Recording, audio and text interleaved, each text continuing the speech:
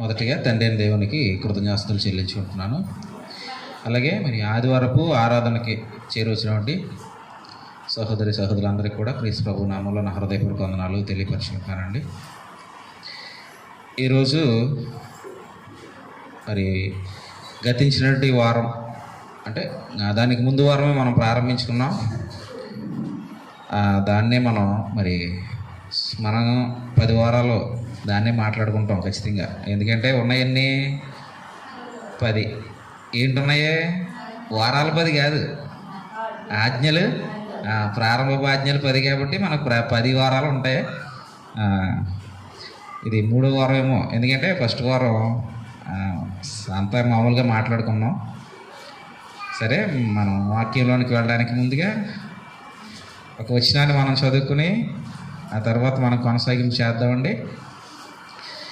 యోహాను మొదటి పత్రిక 5వ అధ్యాయము 21వ వచనాన్ని మనం చదువుకుని తర్వాత కొనసాగిద్దాం. మొదటి పత్రిక 5వ అధ్యాయము 21వ వచనం. చిన్నపిల్లలారా, విగ్రహముల జోలికి పోకుండా జాగ్రత్తగా ఉండుడి అన్నాడు. ఏంటంటే జాగ్రత్త చెప్పాడు. ప్రభు అయినటువంటి యేసుక్రీస్తు ఏర్పాటు చేసుకున్నటువంటి శిష్యుల్లో ఒకడు. అలాగే ఆ ప్రభు అయినటువంటి యేసుక్రీస్తుకి ఇష్టుడైనటువంటి శిష్యుడు అనమాట ఈయన. ఎవరు? యోహాను భక్తుడు. ఈయన మాట్లాడినటువంటి విషయం ఏంటంటే, మనం ఈ పత్రికలు చూస్తున్నప్పుడు ఏంటంటే చిన్నపిల్లలారా అనేటువంటి ఒక సంబోధన ఈ న్యాస్తుంటాడు. భక్తులైనటువంటి యోహాను తన పత్రికల్లో చిన్నపిల్లలారా అనేటువంటి సంబోధన చేస్తాడంటే అలా మాట్లాడుతుంటాడు. ఎందుకంటే పత్రికలు రాసే సమయానికి మరి ఈయన చాలా పెద్ద వయసు వచ్చినట్లుగానే చరిత్రను బట్టి మనం ఆలోచన చేసుకోవచ్చు. ఇంకొకటి ఏంటంటే అపోస్తులు 12 మందిలో ఈయన మాత్రమే సాధారణమైనటువంటి మరణం పొందినటువంటి వ్యక్తి. సాధారణంగా మరణం పొందినటువంటి వ్యక్తి అనమాట. అంటే హతసాక్షిగా మార్చబడిన ఆయన కాదు ఈయన. ఈయన్ని హతసాక్షి చేయాలని ప్రయత్నం చేశారు, కానీ ఆయన చావలేదండి. తర్వాత పద్మాసు దీవులో ఆయన్ని బంధించేశారు. అలాగా వయసు పెద్దదైన తర్వాత సాధారణమైనటువంటి చావు వచ్చినటువంటి వ్యక్తి ఎవరనంటే యోహాను భక్తుడు అనమాట. యేసు ప్రభు యొక్క శిష్యుల్లో ఈయన యేసు ప్రభుకి ఇష్టమైనటువంటి శిష్యుడు అనమాట ఈయన. కాబట్టి ఈయన వయస్సును బట్టి సంఘంలో ఉన్నవారు అందరూ కూడా ఆయనకంటే మరి జ్ఞానంలో చిన్నవారు, అనుభవంలో చిన్నవారు, అన్ని విధాలుగా చిన్నవారు అయినప్పుడు వారందరితో కూడా ఆయన ప్రేమతో మాట్లాడేటువంటి విషయంలోనే ఈయన ఈ పత్రికలో ప్రేమను గురించి కూడా చాలా ఎక్కువగా బోధిస్తారండి.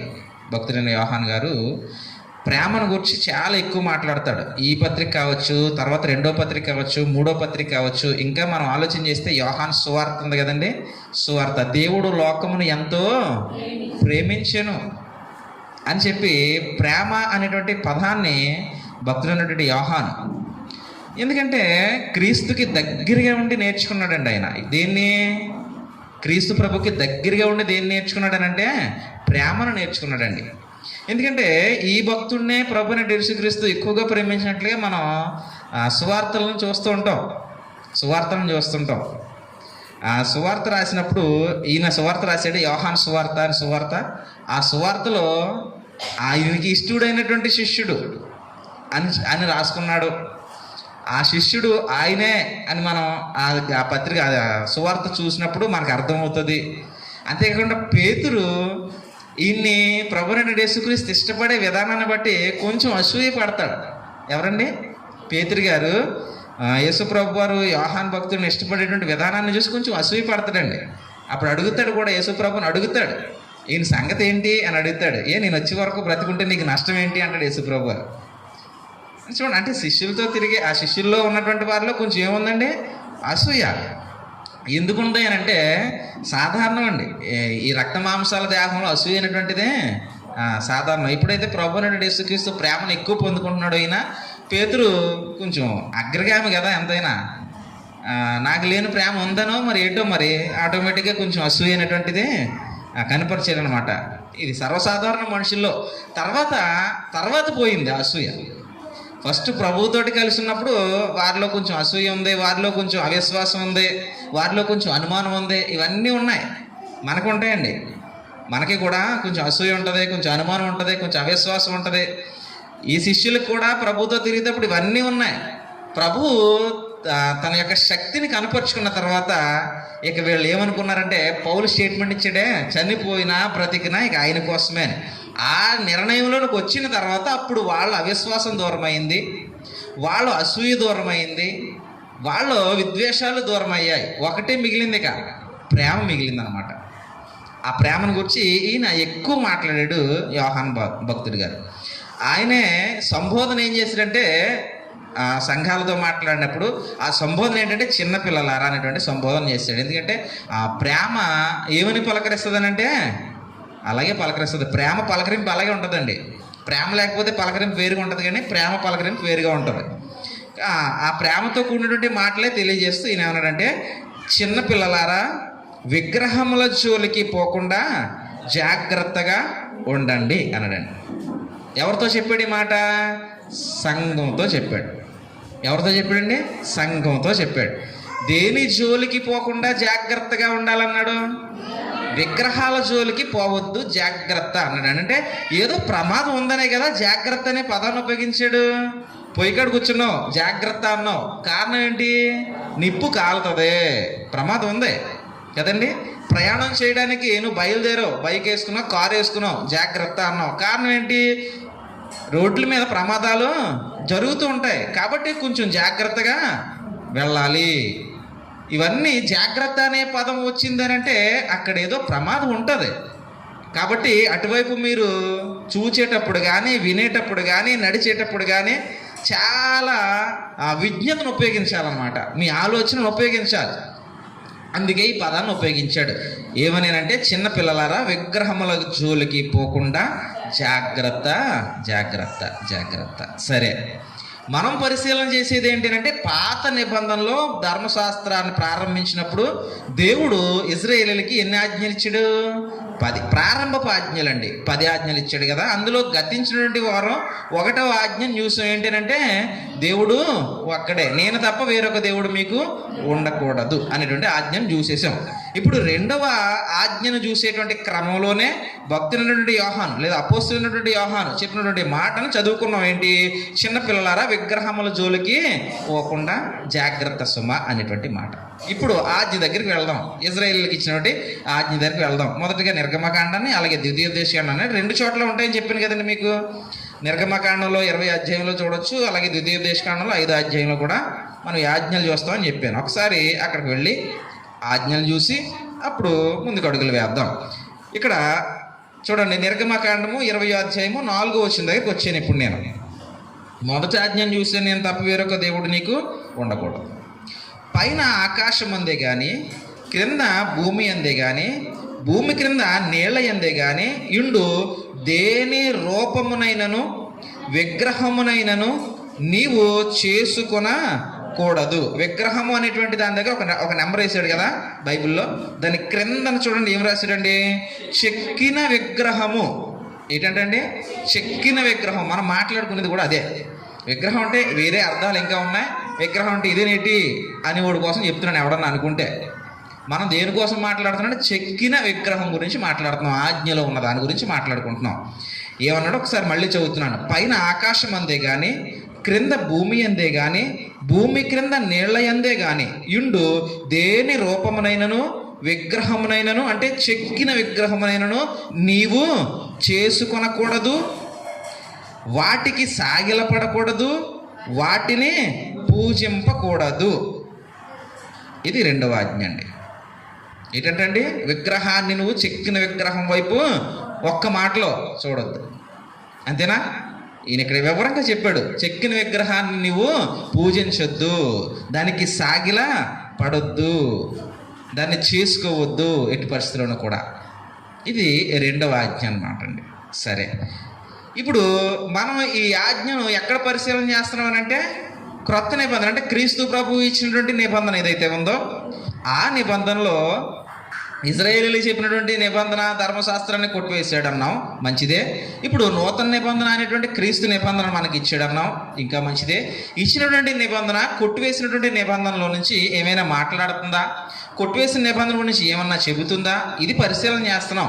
కొట్టివేసాడు కాబట్టి దేవుడు ఒక్కడే అంటే అందులో కొట్టేసాడు అన్నాం కాబట్టి దేవుడు చాలామంది ఉన్నారు అనొచ్చేమో. విగ్రహాన్ని చేసుకోవద్దు అని పాత నిబంధనలో ప్రారంభాజ్ఞలు 2వ దాంట్లో చెప్పాడు కాబట్టి అది కొట్టేసాడు మీరు అంటున్నారు కాబట్టి అయితే విగ్రహాలు చేసుకోవచ్చు అని వారి గురించి మనం పరిశీలన చేస్తున్నామండి. కొట్టివేసిన ఆ చట్టానికి ఎంతో నైపుణ్యంతో కూడినటువంటి చట్టాన్ని మనకి దేవుడు ఇచ్చాడు యేసుక్రీస్తు ప్రభు వారి ద్వారా. అదే నూతన నిబంధన చట్టం. దానిలోనే మనం పరిశీలన చేసినట్టు మొదటి వాక్యాన్ని చదివేసాం ఆల్రెడీ. ఏంటి అంటే, చిన్న పిల్లలారా విగ్రహముల జోలికి మీరు పోకుండా జాగ్రత్త అన్నాడు. దీన్ని బట్టి మనకు అర్థమైపోయింది. ఇంకా అనేక మాటలు దాని గురించి చెప్పాడు. అవన్నీ కూడా చూసేద్దాం. అదొక్కటే కదా. ఎందుకనంటేనండి, పాత నిబంధన కాలంలో ఇశ్రాయేలీయుల్ని పిలిచినప్పుడు ఈ విగ్రహాల గురించి వారికి చాలా చాలా జాగ్రత్త ఎక్కువ సార్లు కూడా చెప్పాడు. ఎందుకు ఎలా చెప్పాడు అని అంటే, ఈ దినపు వాక్యాన్ని పరిశీలించేటువంటి క్రమంలో చూద్దాం ఎందుకు చెప్పాడో అంత నొక్కి వాళ్ళకి అన్నది చూద్దామండి. అయితే ఇప్పుడు మనం పత్రికల్లో సంఘానికి తెలియజేసినటువంటి క్రమాన్ని చూస్తున్నాం కాబట్టి మొదటిగా చదివిన దాన్ని అలా మనసులో ఉంచుకోండి. ఇప్పుడు కొన్ని వాక్యాలను మనం పరిశీలన చేద్దాం. ఒకసారి మనం మొదటిగా తెస్సలోనిక పత్రిక దగ్గరికి వచ్చి, తెస్సలోనికలకు రాసినట్టు మొదటి పత్రిక దగ్గరికి వచ్చి ఇక్కడ చిన్న వాక్యాన్ని మనం పరిశీలన చేసుకుంటూ మనం ముందుకు వెళ్దాం. మొదటి అధ్యాయంలో తెస్సలోనికలకు రాసినట్టు మొదటి పత్రిక మొదటి అధ్యాయంలో మనం ఒకసారి ఇక్కడ చూద్దాం. 10వ వచనం దగ్గర నేను చదువుతున్నానండి. మరియు కనిపించిందా అండి? 2వ పాయింట్లో 10వ వచనం దగ్గర 2వ పాయింట్లో, మరియు మీరు విగ్రహములను విడిచిపెట్టి జీవము గలవాడును సత్యవంతుడునగు దేవునికి దాసులగుటకు దేవుడు మృతులలో నుండి లేపిన యేసు అనగా రాబో ఉగ్రత నుండి మనలను తప్పించుచున్న ఆయన కుమారుడైన యేసు పరలోకము నుండి వచ్చినని ఎదురు చూచుటకు మీరు ఎలాగూ దేవుని వైపుకు తిరిగితురో ఆ సంగతి వారే తెలియజేయుచున్నారు అన్నాడు. ఒక సాక్ష్యం గురించి మాట్లాడుతున్నాడు ఇక్కడ. నేను చెబుతున్నాను, ఒక సాక్ష్యం గురించి మాట్లాడుతున్నాడు. అంటే తెస్సలోనిక పట్టణంలో ఉన్నటువంటి క్రైస్తవుల గురించి మాట్లాడుతూ వారిని ఉద్దేశించి, అయ్యా మీరు ఒకప్పుడు ఏం చేశారనంటే విగ్రహములను పూజ చేశారు, విగ్రహములను వెంబడించారు, విగ్రహపు ఆలోచన చెప్పునే మీరు నడుచుకున్నారు. అయితే పరలోక సంబంధమైనటువంటి వార్తను విన్న తర్వాత ఏం చేశారు? విగ్రహాలు ఒట్టివి అని చెప్పి మీరు ఏం చేశారు? వాటిని వదిలేశారు, విడిచిపెట్టేశారు. జీవము గల వాడి వైపు అనగా జీవము గల దేవుని వైపు. ఈ పదాన్ని ఉపయోగించాడనంటే ఆ ముందున్న విగ్రహానికి ఏమీ లేదని అర్థం. విగ్రహాన్ని వదిలేసి మీరు జీవము గల దేవుడు అన్నాడండి అక్కడ. విగ్రహములను విడిచిపెట్టి జీవము గలవాడును సత్యవంతుడును అని 2 పదాలు వాడాడండి. ఇక్కడ మనకు అర్థమైపోతుంది ఆ ముందు విడిచిపెట్టిన దానిలో ఏమేమీ లేవు అని. 1 జీవము లేదని, 2 సత్యము లేదని. అంటే నువ్వు విగ్రహాన్ని వెంబడిస్తే అబద్ధంలోనే నీ ప్రయాణం కొనసాగుతుంది. అందుకే ఇశ్రాయేలీయులను వద్దన్నాడు. అందుకే ఇశ్రాయేలీయుల్ని నువ్వు ఏ రూపాన్ని చేసుకోవద్దు అనడానికి కారణం ఏంటంటే అండి, ఇప్పుడు మనం ఒక రూపాన్ని ఉదాహరణ చెప్తున్నానండి. ఇప్పుడు మన కుటుంబాలు ఉన్నాయి కదా. నాకు ఒక నాయకుడు చాలా ఇష్టం అనమాట. ఏదో ఒక నాయకుడు చాలా ఇష్టం. ఏం చేసినంటే నాయకుడి ఫోటోని నా ఇంట్లో పెట్టుకుని, నాయకుడో లేకపోతే మంచి వ్యక్తితో ఎవరో ఆ ఫోటోని ఇంట్లో పెట్టుకుని ఆ పిల్లలకి ఏమి నేర్పిస్తున్నానంటే మన దేవుడు అని నేర్పించానండి. ఏమండి? మన దేవుడు అని నేర్పించాను. ఆ తర్వాత నా పిల్లలు ఏం చేశారంటే, మా నాన్న చెప్పాడు మన దేవుడు అంట అని వాళ్ళ పిల్లలు చెప్తారు. తర్వాత నేనేమో మన దేవుడు అని నా పిల్లలు చెప్తే, ఆ తరం మారిన తర్వాత నా పిల్లలు ఏం చేశారంటే మన దేవుడట మా నాన్న చెప్పాడు, మన దేవుడట మా నాన్న చెప్పాడు అన్నాడండి. ఈ అట అన్నది తర్వాత తరానికి ఏమవుద్దంటే మా దేవుడు ఏమైందండి? మా దేవుడు మా దేవుడు. ఏమైంది? నిజాన్ని వదిలేసాం. ఇక నిజాన్ని వదిలేసేసి అసలైనటువంటి దేవుడిని వదిలేసాం. మరి ప్రారంభం నుంచి విగ్రహారాధన ఎలాగొచ్చింది? ఇలాగే వచ్చిందండి. నిమ్రోదు కాలంలో ప్రారంభమైనటువంటి విగ్రహారాధన ఎలాగ వచ్చింది? ఎగో దేవుడు దేవుడు దేవుడు. ఇప్పుడు ఉదాహరణకి మనం చైనా దేశాన్ని ఒక దేశాన్ని, రష్యా దేశాన్ని ఒక దేశాన్ని ఆలోచన చేసాం అనుకోండి. అక్కడ ఏం చేశారనంటే, ఇప్పుడు ఎంతో లేదో నాకు తెలియదు కానీ 1 సంవత్సరం ముందో 2 సంవత్సరాల ముందో చూశాను. చైనాకి సంబంధించి అనుకుంటా. అతని ఫోటోనే పెట్టుకోవాలి, అతన్నే ఆరాధన పూజ చేయాలి. దేవుణ్ణి అంటే ఏ దేవుడు అని కాదు, ఇక దేవుడు అనేటువంటి వ్యక్తిని ఎవరో మీరు పూజలు చేయడానికి ఫోటోలు పెట్టుకోవడానికి వీలు లేదని చట్టాలు చేశారండి వాళ్ళు. ఆ దేశాన్ని పరిపాలించేటువంటి ఆ వ్యక్తి ఎవరైతే ఉన్నాడో అతని ఫోటో పెట్టిన అతనికే మీరు పూజ చేసుకోవాలని పెట్టారండి చైనా దేశంలో. రష్యా దేశం కూడా అలాంటి దేశమే. ఏమవుతుంది? నిజాన్ని కప్పెట్టేసి అబద్ధాన్ని ప్రాచుర్యంలోనే తీసుకురావడం అవుతుంది ఇది. ఇలాగే ప్రారంభంలో దేవుడు అనేటువంటి ఆయన ఏం చేశాడంటే, మనిషిని పుట్టిస్తే పుట్టిన మనిషి ఏం చేశాడంటే తెలివితేటలు నేర్చుకుని ఈ మనుషులందరూ నా కింద ఉండాలనుకుని ఆ నిమ్రోద్ అనేటువంటి వాడు ఒక అగ్రపీఠాన్ని వేసి కూర్చున్నాడు. మీరందరూ నా కిందే ఉండాలి, మీరందరూ నా మాట వినాలి, నేనే పెద్ద గొప్పడుగా కనిపించాలనే ఫీలింగ్ అవుతుంది. ఆ ఫీలింగ్ ఏం చేసిందంటే మనుషులందరూ వినేసారు, అలా తలంచేసారు. అప్పుడు తలంచేస్తే నిమ్రోదు దేవుడు అయిపోయాడు వాళ్ళందరికీ. నిమ్రోదుకు పుట్టినటువంటి కొడుకు తమ్మూజు దేవుడు అయిపోయాడు. నిమ్రోదు భార్య సెమిరమిస్ దేవత అయిపోయింది వాళ్ళు. కారణం ఏంటి? వివేచించకపోవడం. అసలు నువ్వు చెప్పావు ఎంతవరకు వాస్తవం. ఇప్పుడు మనం అన్నానండి, ఏదైనా విషయాన్ని విన్నప్పుడు ఎంతవరకు వాస్తవం, ఏం జరుగుతుంది, అసలు ఏంటి, దీని వెనకాల చరిత్ర ఏంటి, దీని ఉద్దేశం ఏంటి అని మనం ఆలోచన చేసాం అనుకోండి, నిజాలు బయటకు వస్తాయి. ఆలోచన చేయకుండా బుర్ర కిందకించుకుని ఏదో చేస్తున్నాంటే చప్పట్లు కొట్టినంటే చప్పట్లు కొట్టండి, విజిలేసినంటే విజిలేసేయండి, ఎగిరేయండి ఎగిరేయండి, చెప్పిన మాటలను చేసేయడం కాదు. కానీ అసలు ఏంటి అని ఆలోచన చేస్తే ఆనాడు నిమ్రోదు దగ్గరే దేవతా విగ్రహాలు పుట్టకపోనేమో. వాళ్ళు ఆలోచన చేయలేదు. నిమ్రోదు నేనే దేవుడు అంటే ఈయనే దేవుడు అంటే మాకు అనేసుకున్నారు. ఏదో గొప్పడుగా కనపడుతున్నాడు, రాజ్యాన్ని ఏళ్తున్నాడు కదా, ఇతనే దేవుడు అంటే అతనే దేవుడు అనుకున్నారండి. అతనే దేవుడు అనుకుంటే ఏమైంది? ఆ దేవుడు దేవత అనేటువంటి ఆలోచన ప్రపంచం అంతా విస్తరించేసింది. ఈరోజు ఉన్న దేవుడు ఒక్కడైతే ఇప్పుడు దేవీ దేవతలు అనేటువంటి వారు అనేకం ప్రపంచంలో ఉన్నాయి. కారణం ఏంటంటే మనిషి ఆలోచించకపోవడమే. ఆనాడు ఆలోచించలేదు కాబట్టి విగ్రహాలు పుట్టుకొచ్చేసినాయి. కాదు, ఇప్పుడు తండ్రి అయినటువంటి దేవుడు అంటే యెహోవా దేవుడు ఇశ్రాయేలీయుల్ని తీసుకుని వచ్చినప్పుడు ఎందుకు వారికి ఎంత క్షుణ్ణంగా చెప్పాడనంటే, మళ్ళా మీరు కానీ వాళ్ళు పూజించినట్లుగా విగ్రహాలు చేసుకుని పూజించుకున్నా, విగ్రహాలకి మీరు ఆరాధన చేసుకున్నా, విగ్రహాలకి మీరు సాష్టాంగ నమస్కారాలు చేసుకున్నా మళ్ళీ ఏమవుతుంది? ప్రత్యేకంగా ఒక తరాన్ని తీసుకొచ్చాను. వాళ్ళని తీసుకొచ్చి నేను దేవుడిని అనేటువంటి గొప్ప శక్తిని చూపించుకున్నాడు. ఏమండి, ఆ ఐగుప్తులో 10 సూచక్రియలు చేశాడు, ఎర్ర సముద్రాన్ని పాయలు చేశాడు, వాళ్ళు వస్తుంటే వాళ్ళకి ఆహారాన్ని పెట్టాడు, వాళ్ళ వస్త్రాలు నలగలేదు, వాళ్ళు వేసుకున్నటువంటి చెప్పులు పాడవలేదు. ఇవేమి వాళ్ళు చూసి ఎటువైపు వాళ్ళ దృష్టి వెళ్ళిపోకూడదు, దేవుని వైపే వాళ్ళు ఉండాలి. మళ్ళీ దృష్టి వెళ్ళిపోయిందనుకో దేవుణ్ణి మర్చిపోయే ప్రమాదం ఉంటుంది. ఆ ప్రమాదం జరగకూడదని మీ దృష్టిని ఎటువైపు మీరు మళ్ళించడానికి వీల్లేదు, ఏ విగ్రహాలు మీరు చేసుకోవడానికి వీల్లేదని ఆనాడు నొక్కి చెప్పాడండి. అలాగే ఇప్పుడు సంఘానికి వచ్చినప్పుడు మనతో కూడా అదే ఆజ్ఞ చెప్తున్నాడు. మీరు విగ్రహాల జోలికి పోకుండా జాగ్రత్తగా చూసుకోండి.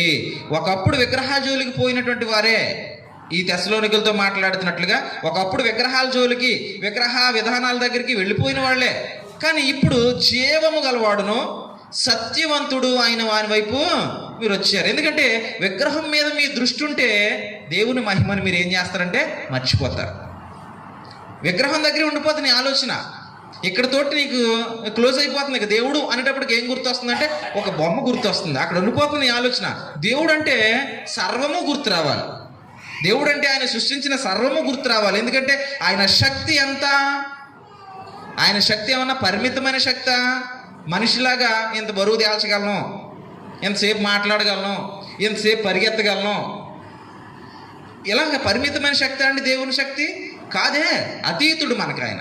కాబట్టి దేవుడు అనేటప్పటికి సర్వం కనిపించాలండి, ఆయన సృష్టి కనిపించాలి, ఆయన శక్తి కనిపించాలి. అందుకనే రోమాపత్రికలో చెప్తాడు, దేవుడు దైవత్వపు లక్షణాలు నువ్వు చూడాలనుకున్నప్పుడు ఆయన నిత్య శక్తిని చూడు. ఓ సూర్యుని చూడు, మాటతో అలాగా వెలుగుతూనే ఉన్నాడు. చంద్రుని చూడు, తన కాలానికి తగినట్లుగా పని చేసుకుంటూ వస్తున్నాడు. భూమిని చూడు, మాట విందే ఫలాన్ని ఇస్తూనే ఉంది. సముద్రాన్ని చూడు, మాట విందే, ఆయనట సముద్రాన్ని ఒక పక్కకి నెట్టాడంటండి. మనం ఆదికాండం ప్రారంభానికి వస్తాం కదా, మొత్తం నేలంతా దేంతో నిండి ఉంది అన్నప్పుడు ఆయన నీటితో నిండి ఉంది. అప్పుడు నేల కావాలి కాబట్టి నీటిని ఏం చేశాడు ఆయన ఒక పక్కకి నెట్టాడు, దాన్నే సముద్రం అని పేరు పెట్టాడు. ఆ పక్కకి నెట్టి మనం ఇర్మియా గ్రంథానికి వచ్చేసిన తర్వాత అక్కడ అంటాడు సముద్రానికి, ఇర్మియా గ్రంథంలో మాట్లాడతాడు, భక్తులైనటువంటి యోబు గారు కూడా మాట్లాడతారు. సముద్రానికట ఇసుకను సరిహద్దుగా నియమించిన వాడెవడు అంటాడండి. భక్తులైన యోబుతో మాట్లాడుతూ సముద్రానికి ఇసుకను సరిహద్దుగా నియమించిన వాడెవడు, ఆ సరిహద్దు దాటి నువ్వు రాకూడదని ఆజ్ఞ ఇచ్చిన వాడెవడు, దాన్నట తలుపులు వేసి గడి వేసి బిగించాడంటండి. ఇర్మియా భక్తులు మాట్లాడతాడండి సముద్రానికి. ఎందుకని వచ్చిందనుకో సముద్రం, అప్పుడప్పుడు సునామీ వస్తుంది కదా, ఏమవుతుందండి సునామీ వచ్చినప్పుడు వారం వాళ్ళు అందరి పరిస్థితి సునామీ అయ్యాక ఇంక తర్వాత కనిపించరు. అది ఎలా వచ్చి ఇలా వెళ్ళిపోయిన తర్వాత ఇక్కడ ఎవరో ఉండేవారేమో, ఇల్లు ఉండేదేమో, అది ఉండేదేమో, ఇది ఉండేదేమో అనుకోవడమే తప్ప ఏముండవు ఇంక అక్కడ. ఎందుకంటే దానికి దేవుడు ఆజ్ఞ అవ్వకపోతే జరిగే పరిణామాలు ఎలాగ ఉంటాయని ఆయన ఒకసారి చూడండి. ఆయన అప్పుడప్పుడు ఇలా తలుపు గడి తీసడానికి ఆయన వచ్చి ఇలా ఒకసారి తుడిసి వెళ్ళిపోతుంటుంది. కాబట్టి దేవుడు సెలవిచ్చినటువంటి ఈ సృష్టిని చూడు ఒకసారి. ఆజ్ఞిస్తే సూర్యచంద్ర నక్షత్రాలు పనిచేస్తున్నాయా, ఆజ్ఞిస్తే సముద్రం మాట ఉంటుందా, ఆజ్ఞిస్తే భూమి మొలకలేస్తుందా, ఆజ్ఞిస్తే వర్షం వస్తుందా, ఆజ్ఞిస్తే వర్షం ఆగిపోతుందా. ఇది దేవుడు అంటే నీకు గుర్తు రావాల్సింది. అంతేగాని దేవుడు అంటే ఒక విగ్రహం దగ్గర నీ ఆలోచన ఆగిపోకూడదు. అందుకే ఆయన ప్రారంభంలోనే చెప్పాడు, నీ ఆలోచన ఆ విగ్రహం దగ్గరే ఆగిపోద్ది, నీ ఆలోచన అబద్ధంలోనే నిలిచిపోద్ది, అక్కడ ఉండిపోకూడదు. కాబట్టి నువ్వు సృష్టిని తెలుసుకోవాలి, సృష్టికర్తను తెలుసుకోవాలి, ఆయన శక్తిని నువ్వు ఏం చేయాలంటే జీర్ణించుకోవాలి, దాన్ని నువ్వు భుజించాలండి, దాన్ని రుచి చూడాలి. నువ్వు దేన్ని, దేవుని శక్తిని రుచి చూడాలి. అంతేగాని నీ ఆలోచన, నా ఆలోచన విగ్రహం అనేటువంటి ఒక రూపం దగ్గర ఆగిపోకూడదండి. కాబట్టి ఇంత నొక్కి వాళ్ళకి చెప్పాడు. అదే విషయాన్ని సంఘమైన మనకి చెప్తున్నాడు. ఒకప్పుడు అక్కడ ఉన్న ఆలోచన ఏమిది చూద్దాం ఒకసారి. పేతురు గారితో మాట్లాడుతున్న సందర్భంలో భక్తులైనటువంటి పేతురు గారు మనతో చెప్పేటువంటి సందర్భాన్ని ఒకసారి చూద్దాం. పేతురు పత్రిక మొదటి పత్రిక 4వ అధ్యాయం దగ్గర 3వ వచనం దగ్గర ఆయన మాట్లాడుతూ 4వ అధ్యాయం 3వ వచనం, మొదటి పత్రిక పేతురు గారు రాసిన పత్రిక.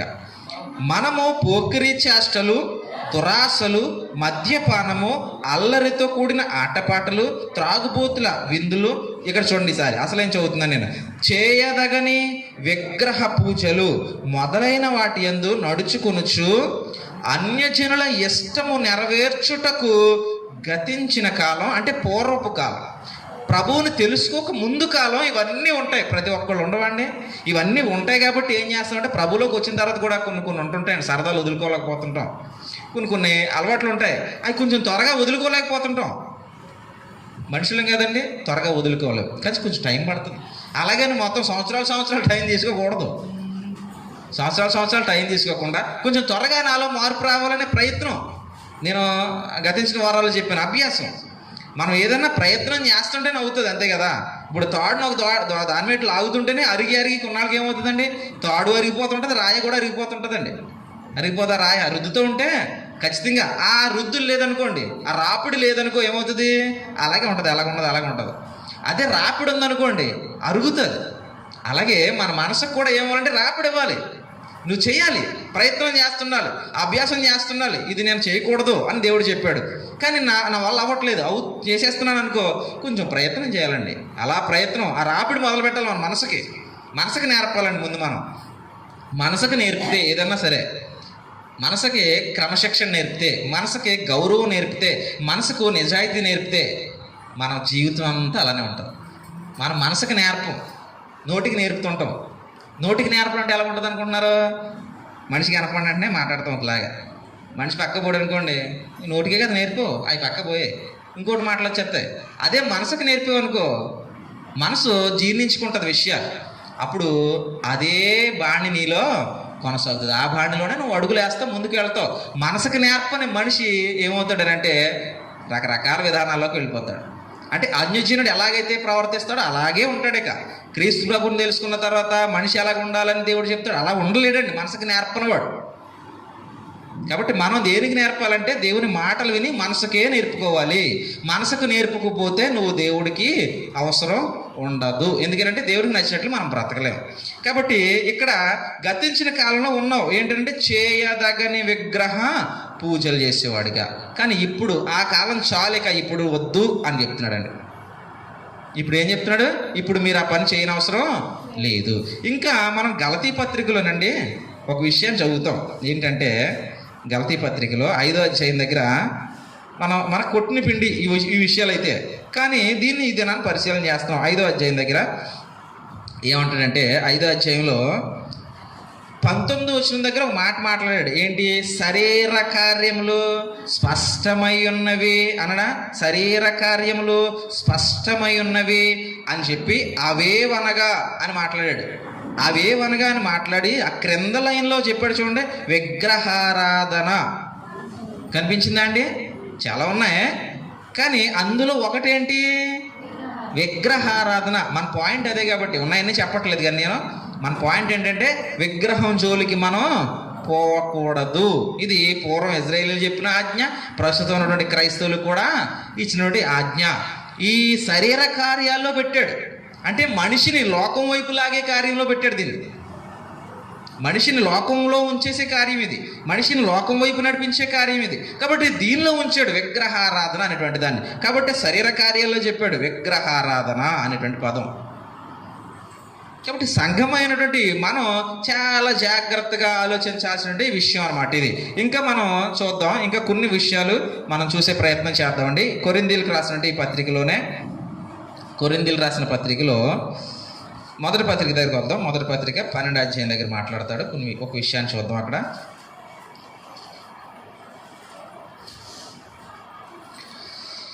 ఇక్కడ ఒక పదాన్ని ఉపయోగించాడండి, ఇది చూద్దాం. ఏంటి ఆ పదాన్ని ఉపయోగించాడనంటే 12వ అధ్యాయంలో 2వ వచనం దగ్గర మీరు అన్యజనులై ఉన్నప్పుడు, అంటే మీరు అన్యజనులై ఉన్నప్పుడు అంటే దాని అర్థం ఏంటి? ప్రభువుని నమ్ముకున్నప్పుడు, ప్రభువుని తెలుసుకున్నప్పుడు, సంఘానికి రానప్పుడు అని అర్థం అండి. అన్యజనులై ఉన్నప్పుడు ఏమండి? ఆ పదం ఏంటి? మోగ విగ్రహములను ఆరాధించుటకు ఎటుబడిన అటు నడిపింపబడితిరని మీకు తెలియను. విగ్రహం ఏంటంటండి? మోగ విగ్రహం. దేవుడు చెప్పేటువంటి మాట అండి, మోగ విగ్రహం. ఇంక పాత నిబంధనకి వెళ్తే దీనికి ఇంకా గట్టిగా మాట్లాడతాడు. మనం ఇక్కడ పరిశీలన చేస్తున్నాం కాబట్టి ఇక్కడే ఉండిపోయాం, అక్కడికి వెళ్ళలేదు. అక్కడికి వెళితే మరి ఇక్కడతో కదా మనం చూసేది. వెళ్దాం, అవసరం అయితే వెళ్దాం, కానీ ముందు ఇక్కడ మాత్రం గట్టిగా పరిశీలన చేద్దాం. ఏమన్నాడండి? మోగ విగ్రహం, మోగ విగ్రహం. సో ఇంకా ఈ కొరింథీ పత్రికలోనే గట్టిగా రాశాడండి. కొరింథీ పత్రికలోనే ఇది వీటి కోసం గట్టిగా రాశాడు. ఒకసారి ఈ 1వ అధ్యాయంలోనే, క్షమించండి, 1వ పత్రికలోనే కొన్ని మాటలు చూపిస్తాను మీకు. 10వ అధ్యాయం అండి, కొరింథీయులు రాసినటువంటి మొదటి పత్రిక 10వ అధ్యాయంలో 14వ వచనం ఒకసారి చూద్దాం. కాబట్టి నా ప్రియులారా, విగ్రహారాధనకు దూరముగా పారిపోవాలి. దేనికి దూరంగా పోవాలట క్రైస్తవుడు?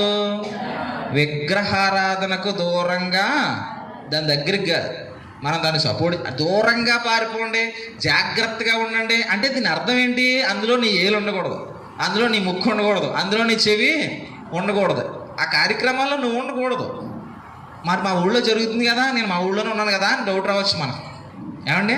మన ఊళ్ళో జరుగుతుందండి, అదే ఉత్తర గంజలో జరుగుతుంది, అదే ఉత్తర గంజలో నేనున్నా, మరి దాని విషయం ఏంటి అని డౌట్ రావచ్చు. ఉంటాం, కానీ మనకి దానికి సంబంధం ఏముంది?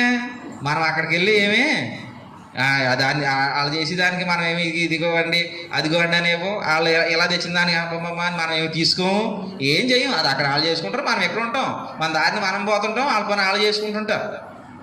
మన ఊర్లోనే జరుగుతుంది కాబట్టి మనం అందులో ఉన్నట్టు కాదు. మనం వెళ్ళి అందులో ఏలెడితేనే, మనం వెళ్ళి అందులో ఏలెడితేనే, మనం వెళ్ళి దాన్ని పట్టుకున్నా, మనం వెళ్ళి దాంట్లో వేలెట్టినా, మనం వెళ్ళి దాన్ని సహకరించినా, ఇవి అంతేగాని మన ఊళ్ళో జరుగుతుంది. ఈ భూమి అన్నాక రకరకాల విధానాలు ఉన్నాయి కదా, రకరకాల విధానాలు మనిషి కల్పించుకున్న విధానం ఉంది కదా అని నేను అక్కడి నుంచి ఎక్కడికైనా పోను, అక్కడే ఉంటాను. అబద్ధం ఉంది కదా నేను పారిపోను, నా నిజాయితీ నేను చూపించుకుంటాను అంతే.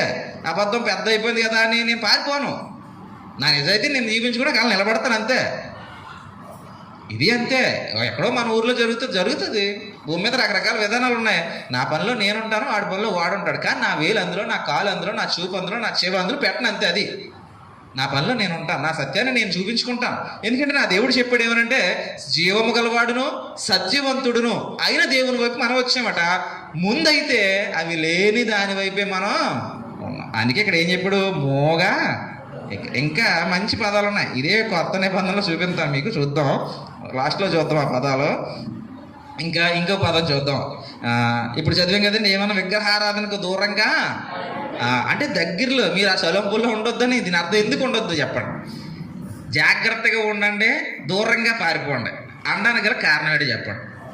ఎందుకంటేనండి దాని ప్రభావం మన మీద పడిపోద్ది. ఖచ్చితంగాను కళ్ళుకి బాగా కనపడుతుంటుందండి, ఆసక్తిగా ఉంటుందండి. సో మనం ఏం చేస్తామంటే పాలి భాగస్వామ్యం అయిపోతాం.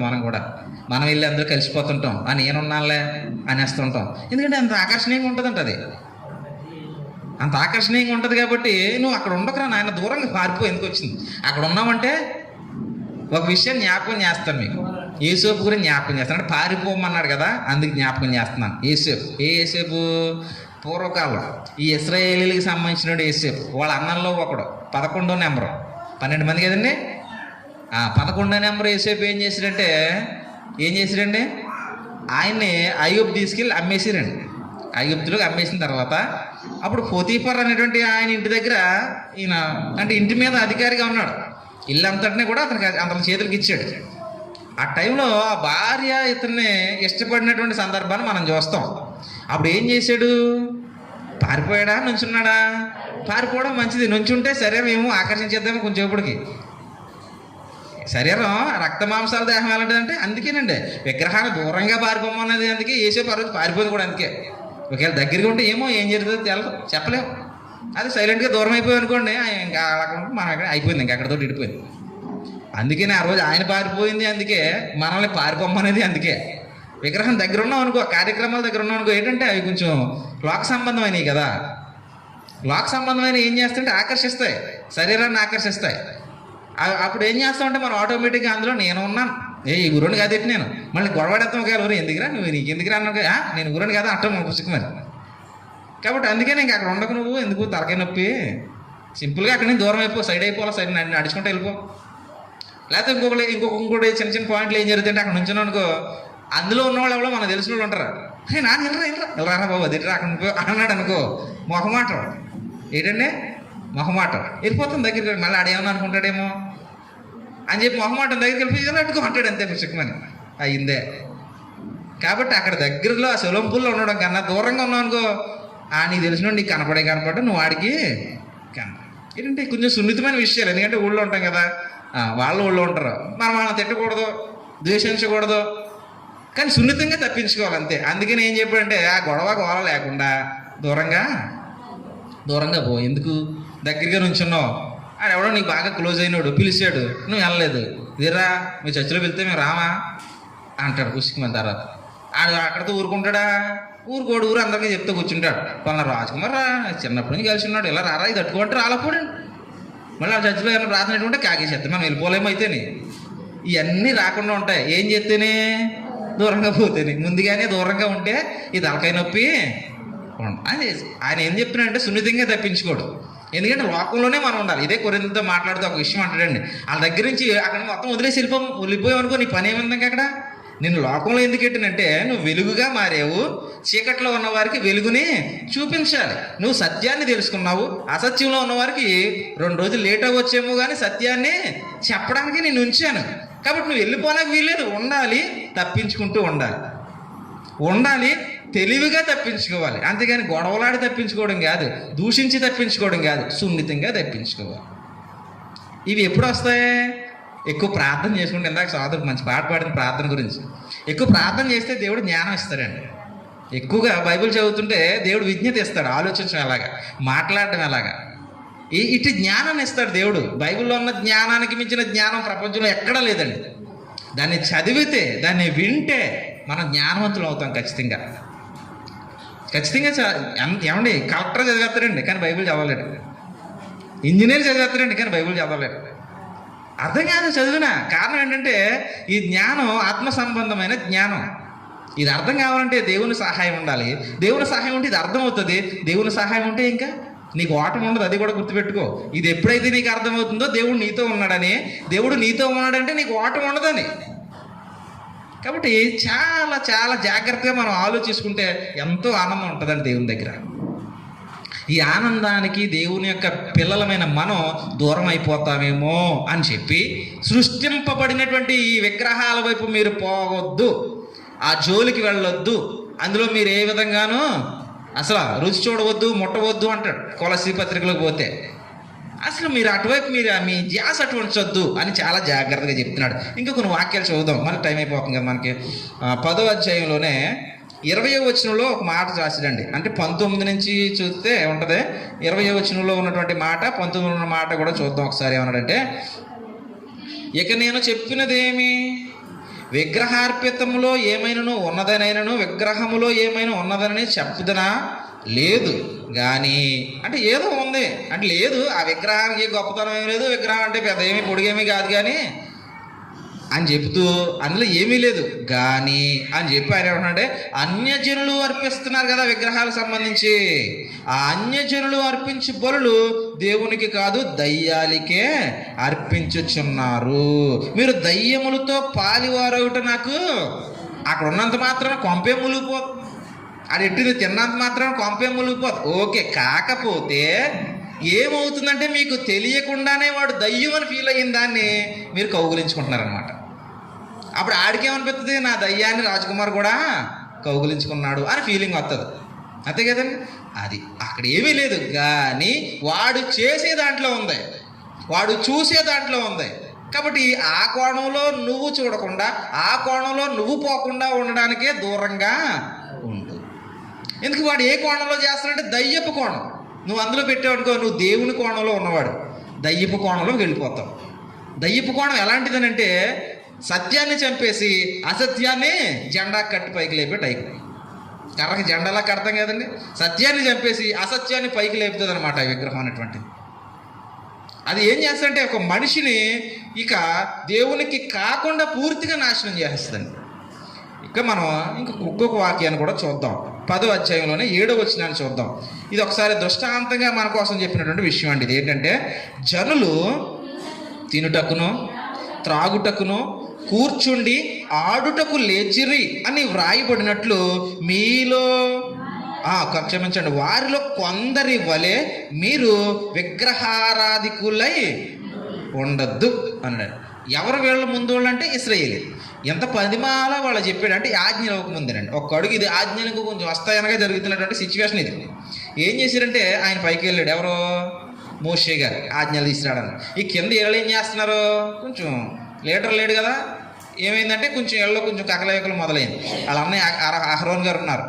అబ్బాయి మోషే వెళ్ళాడు, 40 రోజులు ఉండిపోయాడు కదా, ఒక రోజు 2 రోజులు అంటే ఎదురు చెప్తాం, 2 రోజులు అయితే ఇంకా రాడు, ఆల్రెడీ పైన తినేసి ఉంటుంది, ఇంకా అయిపోయాడు, ఇంకా మోషే ఏమి ఉండడు.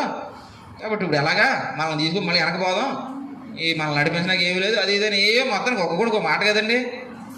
ఒక మాట మీద వెళ్ళినప్పుడు ఏమవుతుందంటే ఒక్కొక్కడు వీడు ఒక కుట్ర ఆలోచన చేస్తే ఆడు ఇంకొక కుట్ర ఆలోచన చేస్తాడు. ఇలా జరగవా మనుషుల మధ్యన వెమ్మడంగా జరుగుతాయి. మనం ఒకటి చేస్తాం, ఇంకోటి కుట్ర ఆలోచన ఇంకోటి పక్కన చేసుకొని చేస్తుంటే ఇది నాశనం చేయాలి కదా. ఇలాంటివే ఇక్కడ మొదలయ్యాయి. బాబు ఆయన లేడు, ఒక విగ్రహం చేయి అని ఎవరి మీద పడ్డారంటే అహరోన్ మీద పడ్డారు. అహరోన్ ఏం చేయండి, మొత్తం అక్కడ ఉన్న బంగారం గంగారం అంతా బీకించి ఒక ఎద్దు రూపం చేశాడు.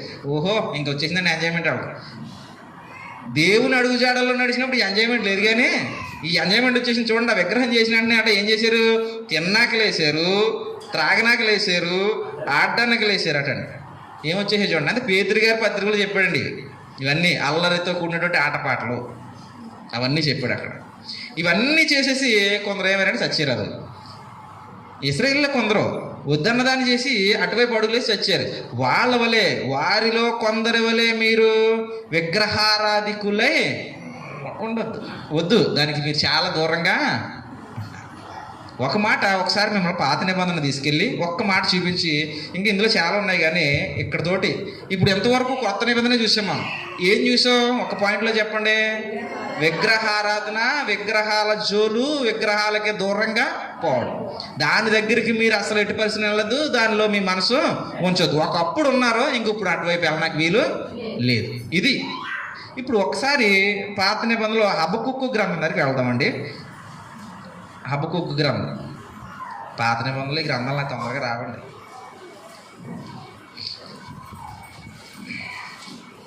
హబక్కుకు ఒక విషయాన్ని చెప్తారండి ఆయన, ఒకసారి చూద్దాం.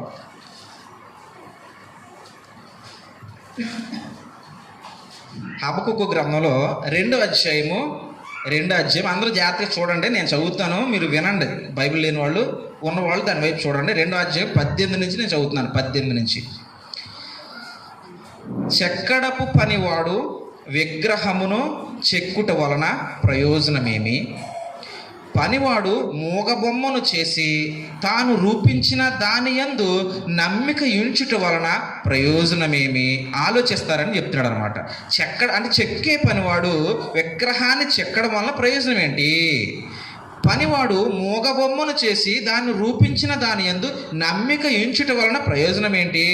ఇప్పుడు చెప్తున్నాడు చూడండి, అబద్ధములు బోధించు పోత విగ్రహముల యందు నమ్మిక ఉంచుట వలన ప్రయోజనమేమి? అంటే ఈ విగ్రహాల దగ్గర బోధింపబడేది అంతా ఏంటని చెప్తున్నాడు? అబద్ధాన్ని బోధించు పోత విగ్రహముల యందు నమ్మిక ఉంచుట వలన ప్రయోజనమేమి? కర్ర చూచి మేలుకొమ్మనియు మోగరాతిని చూచి లెమ్మనియు చెప్పువానికి శ్రమ అది ఏమైనను బోధింపగలదా?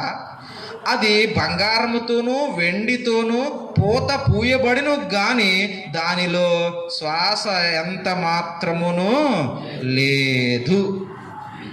దేని గురించి ఇంకా యెషయా ప్రవక్త అందరూ చాలా గట్టిగా చెప్పారు కదండి. ఇది ఒకటి చాలు పాత నిబంధన నుంచి. ఏం చెప్పాడండి? నువ్వు చెక్కుకుంటున్నావు, నువ్వే చేసుకుంటున్నావు. అసలు ఒకసారి ఆలోచించుకో, దాని దగ్గర ప్రయోజనం ఏంటి, దాని దగ్గర ఉపయోగం ఏంటి, ఏమొస్తుంది అసలు నీకు? నీ చేతులతో చేసుకున్నదా నువ్వే ఆరాధన చేసుకుంటున్నావు. దేవుడేమో నిన్ను చేసుకున్నాడు. ఎలా చేసుకున్నాడు? తన స్వరూపమందు తన పోలిక ఎందు, అంటే తన బుద్ధి జ్ఞానాలు నీలో ఉండాలని, నువ్వు అలా నడవాలని ఆయన నిన్ను చేసుకున్నాడు. నిన్ను చేసుకున్న రూపాన్ని పక్కన పెట్టి నువ్వు చేసుకున్న రూపం వైపు నీ దృష్టి పెడుతున్నావు. అంటే ఏమైంది? నిజమైన మార్గం కట్ చేసుకుంటున్నావు, అబద్ధంలో నీ దృష్టిని నిలబెట్టుకుంటున్నావు. అంటే నిన్ను నువ్వు మోసం చేసుకునే కార్యక్రమం జరుగుతుంది ఇక్కడ విగ్రహం అనేటువంటి దాని దగ్గర. కాబట్టి జాగ్రత్త, దూరంగా పో అనడానికి కారణం ఇదే. ఇప్పుడు చూడండి, క్రొత్త నిబంధన తీసుకెళ్తాను. ఇప్పుడు మతిపోయే మాటలు 4 చెప్తారు అక్కడ ఆయన. ప్రకటన గ్రంథంలోకి రండి.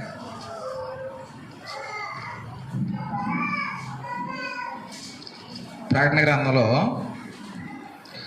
9వ అధ్యాయం. ప్రకటన గ్రంథం 9వ అధ్యాయం 9వ అధ్యాయము 20వ వచనం అండి. 20వ వచనంలో నేను 2వ పాయింట్ కామ దగ్గర నుంచి చదువుతున్నాను చూడండి. దయ్యములను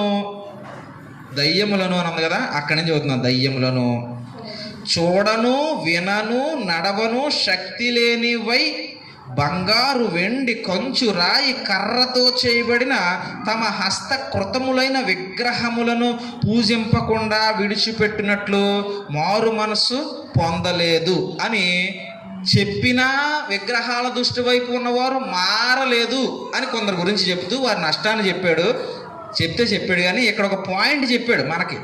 ఏంటి పాయింట్ అంటే విగ్రహం ఎలాంటిదో అన్న పాయింట్. ఈటట చూడను నడవను వినను నడవను శక్తి లేనివై బంగారం వెండి కంచు రాయి కర్రతో చేయబడిన తమ హస్తకృతములైన విగ్రహములు అనడండి. ఈ బంగారంతో ఉండొచ్చు, వెండితో ఉండొచ్చు, కర్రతో ఉండొచ్చు, రాయితో ఉండొచ్చు, ఎలాగైనా ఉండొచ్చు. కానీ అవి చూడను వినను నడవను. ఇందాక హబక్కుకు గారు చెప్పారే, శ్వాస లేని మోగ, పౌలు గారు చెప్పారు మోగ విగ్రహం. అట్టివారే దాని దగ్గరికి వెళ్ళేవాడు అంటాడు కీర్తనకారు. దాని దగ్గరికి వెళ్ళేవాడు అట్టివాడే. సింపుల్గా అంటే ఈ నెలనైతే చెప్పారో అట్టివాడే అనడంతే కీర్తనకారుడు. మనం ఆలోచన చేస్తే అంటే విగ్రహాన్ని దగ్గరికి వెళ్ళిపోతే నువ్వు చచ్చిపోతున్నావు, దేవుని దగ్గర నువ్వు ఉండట్లేదు. అంటే ప్రతి మనిషి చచ్చిపోతాడు కదా అంటే చచ్చిపోతాడు, కానీ ప్రతి మనిషికి 2వ మరణం అనేది ఒకటి ఉంది. దేవుని దగ్గర ఉన్నవాడికి అది ఉండదు. ఆ 2వ మరణం ఏంటంటే నరక అగ్ని. అది ఉండదు. అది తప్పించుకునేటువంటి వ్యక్తి ఏం చేస్తాడంటే జీవము గలవాడును సత్యవంతుడైనటువంటి దేవుని వైపు దృష్టి నిలుపుతాడట. అది తప్పించుకోలేని వాడు, అది కావాలనుకునేవాడు ఆ సత్యవంతుడిని జీవము గలవాడిని పక్కన పెట్టి శ్వాస లేని, చూడలేని, వినలేని, నడవలేని మూగ విగ్రహం వైపు దృష్టి నిలిపి వాడు అబద్ధంలో కొనసాగి అన్యాయం అయిపోతాడు. దేవుణ్ణి నమ్ముకున్నవాడు అన్యాయం అయిపోకూడదు కాబట్టి నిజమైనటువంటి దేవుడు ఉన్నవాడిని నేనే అని చెప్పాడు, నేను తప్ప వేరేవాడు లేడు అని చెప్పాడు. కాబట్టి మీరు ఏ విగ్రహాన్నైనా ఆకాశంలో కానీ, భూమి మీద కానీ, నీటిలో కానీ, గాలిలో కానీ ఎక్కడా మీరు ఏ విగ్రహాన్ని చేసుకోవద్దు. ఇంకొకటి ఏంటంటే ఆయన రూపం కోసం చెప్పాడు. అందుకే ఆయన రూపాన్నే చేసుకోవద్దు, ఎందుకంటే ఆయనకి రూపం నువ్వు ఇవ్వలేవు. కాబట్టి ఉన్నవాడికి రూపాన్ని నువ్వు ఇవ్వలేవు, లేని వాటికి రూపాలు ఇచ్చేసారు ఈరోజు మనుషులు. ఉన్న దేవుడు ఏమన్నాడంటే నువ్వు నాకు రూపాన్ని ఇవ్వలేవు, చెయ్యొద్దు అన్నాడు. లేని వాటికి రూపాలు ఇచ్చేసారు ఈరోజు మనుషులు. దేవత అంటే నాకన్నా కొంచెం శక్తి ఎక్కువ ఉంటుంది కాబట్టి 4 కాళ్ళు ఎడదాం, 3 చేతులు ఎడదాం అనుకున్నాడు అంతే. ఉన్నవాడికి రూపం లేదురా నాయన, నువ్వు చెయ్యలేవు, చెయ్యికి నోరు మూసి నూరుకో అని దేవుడు చెప్తే, లేని వాటికి రూపాన్ని చెక్కి అదే నిజమైనటువంటి భ్రమలో ఈరోజు సమాజాన్ని, లోకాన్ని నడిపించేస్తుంది దయ్యం. కాబట్టి 2వ ఆజ్ఞ ఇజ్రాయేలీలకు ఇచ్చింది ఎందుకనంటే ప్రమాదం పొంచి ఉంది, ప్రమాదం పొంచి ఉంది. ఆ విగ్రహాల దగ్గర ఉన్నవాడి పరిస్థితి ఏంటంటే, ఒక్క మాట చదువుతున్నాను, ద్వితీయోపదేశకాండంలో ఒక మాట చెప్తాడండి. వాళ్ళతో మాట్లాడుతున్న సందర్భంలో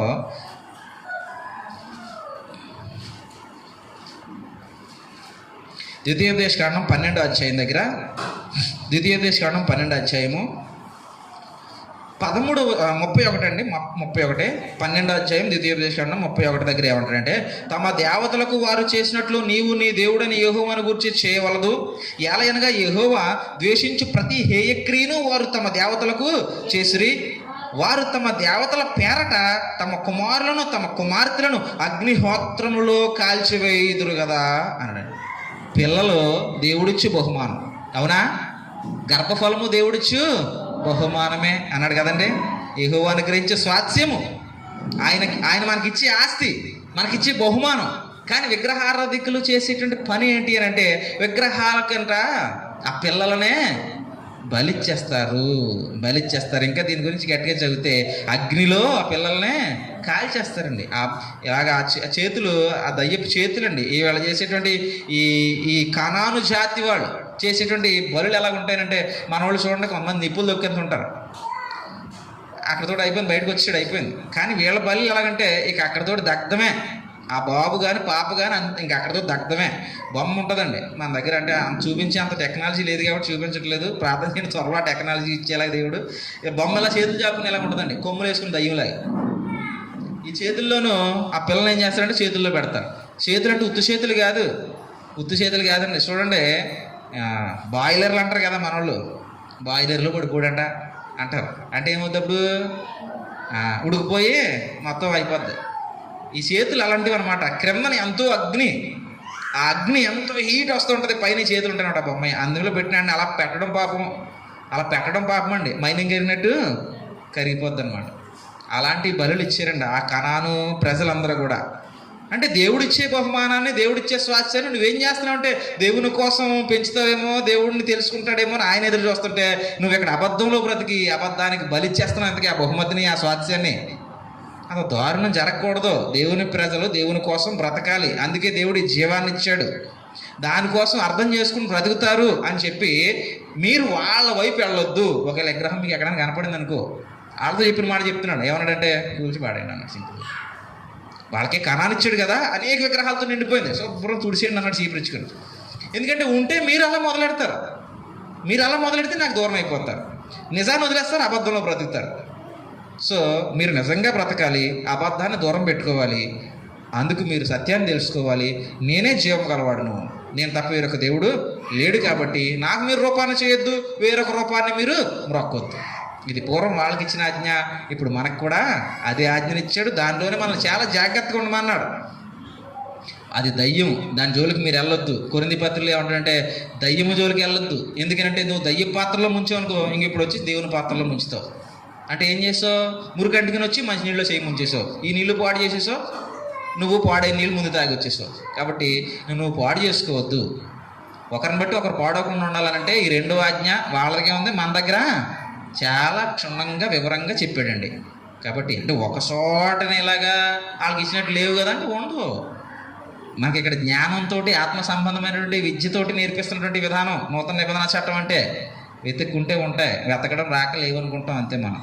సరే, మంచిదండి. రెండో ఆజ్ఞ ఏంటంటే, ఏ రూపాన్ని నువ్వు పూజ చేయొద్దు, నమస్కరించొద్దు, సాగిలపడద్దు. వాళ్ళకి ఇచ్చాడు, మనకి చెప్తున్నాడు, విగ్రహాల జోలికి పోవద్దు, దూరంగా పారిపో, జాగ్రత్తగా ఉండు. అవి శ్వాస లేనివి, మూగ వినలేనివి, ఇంకేం చెప్పాడు, నడవలేని వినలేని శ్వాస లేని మూగ విగ్రహాలు అని నూతన నిబంధన నుంచి చెప్పాడు.